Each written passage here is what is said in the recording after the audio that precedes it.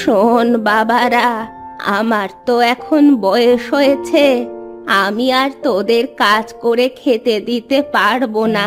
তাই আমি সিদ্ধান্ত নিয়েছি এবার আমি তোদের বিয়ে দিব। কিন্তু মা, আমরা তো সিদ্ধান্ত নিয়েছি যে আমরা আরো কিছুদিন পরে বিয়ে করব। আগে নিজের পায়ে তো দাঁড়িয়ে নি। হ্যাঁ মা, আমাদের এখনো অনেক কিছু করবার বাকি আছে। আমরা তো অনেক কষ্ট করেছি, এখন তো কোনো রকম একটু মাথা গোঁজা ঠাঁই হয়েছে। এবার একটা ভালো দেখে কাজ তো জোগাড় করে নেই। তার কোনো দরকার নেই, আমার সিদ্ধান্ত তোদের জানিয়ে দিলাম, বাকিটা তোদের ইচ্ছা।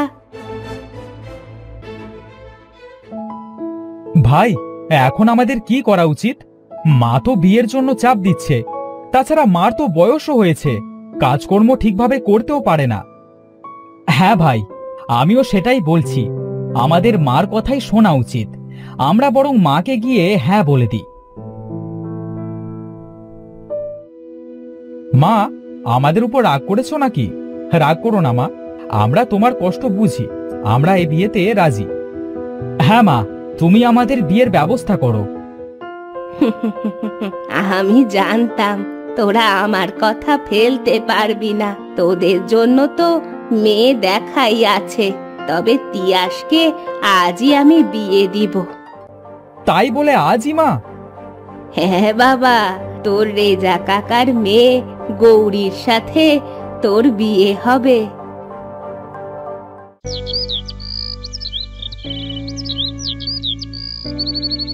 এই যে ভাই, আমার ছেলেকে এনেছি। তোমার সাথে তো এ বিষয়ে আমার আগেই কথা হয়েছে। এবার আমাদের গৌরীমাকে আমার ছেলের হাতে তুলে দাও। হ্যাঁ, আমি খুব খুশি হয়েছি। তিয়াসের মতো একটা ছেলে আমার মেয়ের স্বামী হয়েছে। আমি নিঃসন্দেহে তোমাদের হাতে আমার মেয়েকে তুলে দিতে পারি।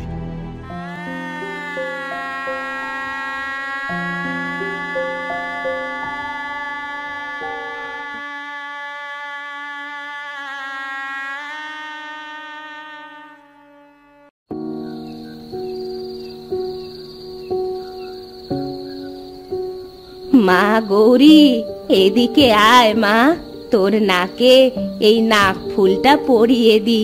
এটা আমাদের বংশের নাক ফুল। বংশে যেই বিয়ে করুক না কেন তাকেই এই নাক ফুলটা দেয়া হয়। তুমি নিজের হাতে আমাকে পরিয়ে দাও মা।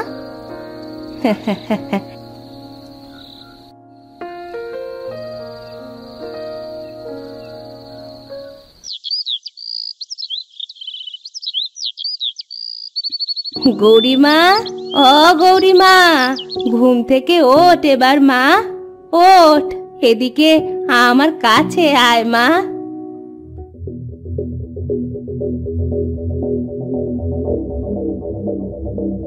কি হলো মা, আমার দিকে তুমি এইভাবে তাকিয়ে আছো কেন? তোর এ অবস্থা কি করে হলো রে? তোর চেহারা এমন অদ্ভুত খারাপ হলো কি করে? কি বলছো মা তুমি? আমার চেহারা কেন খারাপ হবে? তুমি চোখে কি দেখছো? মা, এটা কে? একে তো দেখলেই ভয় লাগছে। আমাদের বাড়িতে কি করছে? বাবা, এই যে আমাদের গৌরী, এর চেহারা এমন অদ্ভুত ভয়ঙ্কর হলো কিভাবে? মা, এবার আমি মানুষের সামনে যাব কিভাবে? আমি যে কারো সামনে যেতে পারবো না মা। আমার এমন চেহারা কিভাবে হলো? বাবা তিয়াস, তুই চিন্তা করিস না, গৌরীকে নিয়ে ঘরে যা। তবে কি সেই লোকের অভিশাপটা আমার ওপরে লেগে গেল নাকি? আমার কিয়াসকেও বিয়ে দিয়ে দেখতে হবে এটা কিসের জন্য এমন হলো। কি হয়েছে মা? কি ভাবছো এভাবে একা একা দাঁড়িয়ে? কিছু না, তোর কথাই ভাবছিলাম। তিয়াসকে তো বিয়ে দিলাম, এবার আমি আজই ভাবছি তোকেও বিয়ে দিব। মা, আমার কথা আর কিছুদিন পরে না হয় ভাবো। বড় ভাইকে তো কালই বিয়ে দিয়ে আনলে, আমারটা না হয় কিছুদিন পরে দিও। আমি তোর বিয়ে আজই দিব করিম ভাইয়ের মেয়ে কেয়ার সাথে। মেয়েটা খুব ভালো, তোর সাথে ওকে খুব মানাবে। আচ্ছা মা, তুমি যেটা ভালো বোঝো সেটাই করো, এতে আমার কোনো আপত্তি নেই। চল আমার সাথে করিমদের বাড়ি চল।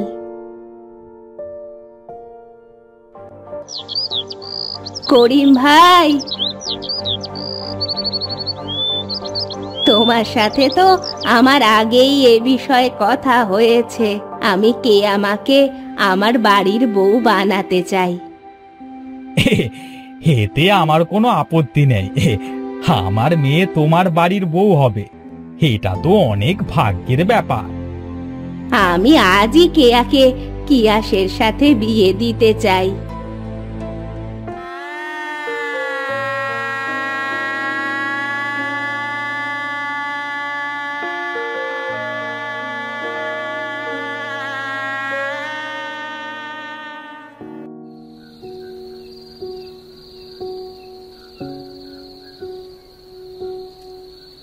মা কেয়া, ওদের বংশের রীতি অনুযায়ী এই নাকফুলটা নতুন বউকে দিতে হয়, তাই আমি তোকে এই নাকফুলটা পরিয়ে দিতে চাই।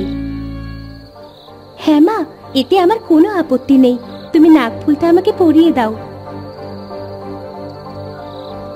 অনেক রাত হয়েছে, তোরা এবার ঘুমিয়ে পড়। মা কেয়া, তুই সকাল সকাল উঠে আমার সাথে একবার দেখা করে আসিস। আচ্ছা মা, তুমিও সকাল সকাল ঘুমিয়ে পড়ো।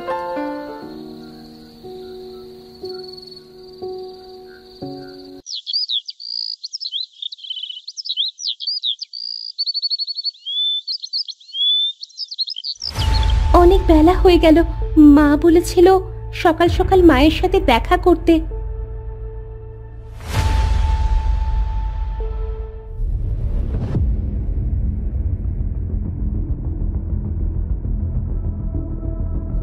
মা, আমার বউয়ের এটা কি হলো?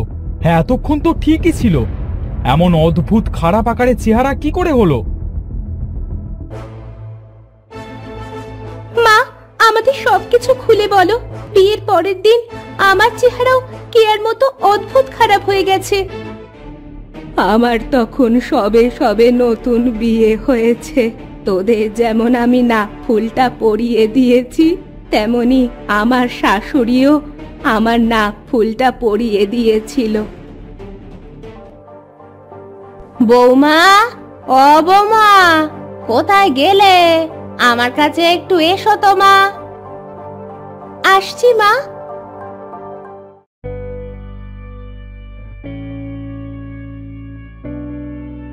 এখানে বসো মা। এই নাকফুলটা আমাদের বংশের নাকফুল। এই বংশে কেউ নতুন বিয়ে করে এলে তার নাকেই এই নাকফুলটা পরিয়ে দেওয়া হয়। আমি তোমাকে নাকফুলটা পরিয়ে দিই। হ্যাঁ মা, নিশ্চয়ই। আর তাছাড়া নাকফুলটা খুব সুন্দর, আমার খুব পছন্দ হয়েছে। তুমি থাকো, আমার একটু বাইরে কাজ আছে, আমি এখন আসছি। বাড়িতে কেউ আছো? আমাকে একটু সাহায্য করো।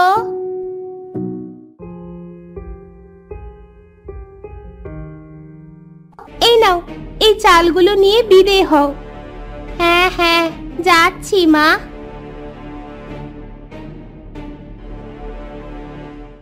বেশ সুন্দর নাকফুল তো, তোমার নাকে খুব মানিয়েছে মা। তোর এত বড় সাহস, ওই ময়লা হাতে আমার নাকে হাত দিয়েছিস? যা, বেরিয়ে যা, যা আমার বাড়ি থেকে, এক্ষুনি বেরিয়ে যা। তুই আমাকে মারলি, আমি তোকে অভিশাপ দিলাম। তোর বংশে কেউ যদি এই নাকফুল পরে, তাহলে যেন তার চেহারা অদ্ভুত আকারের খারাপ হয়ে যায়।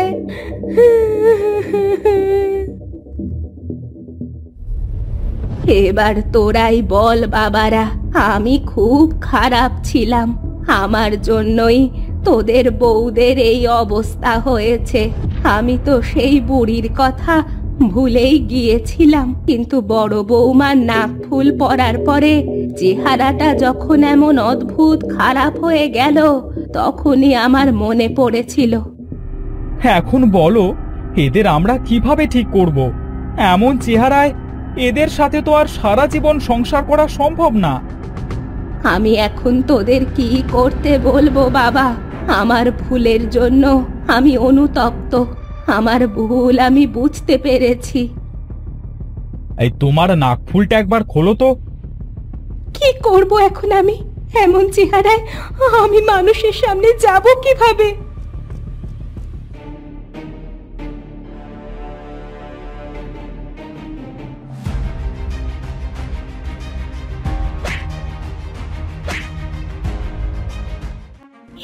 এটা তুই কি করলি বাবা? আমাদের বংশের রেওয়াজটা তুই ভেঙে ফেললি। বংশের রেওয়াজ দিয়ে কি করবে মা? যে নাক ফুলটা অভিশপ্ত, মানুষের চেহারা অদ্ভুত আকারের খারাপ হয়ে যাচ্ছে। আমি চাই না আমার বউয়ের মতো আর কারোর চেহারা এমন খারাপ হোক। আরে, আমার বৌমাদের চেহারা যে আবার ঠিক হয়ে গেছে। হ্যাঁ, আমরা তো ঠিক হয়ে গেছি। এই নাক ফুলটা ভাঙার কারণে আমরা অভিশাপ মুক্ত হয়েছি। বাবা, তুই এই নাক ফুলটা ভেঙে তো খুব ভালো কাজ করলি রে। আজ আমি খুব খুশি।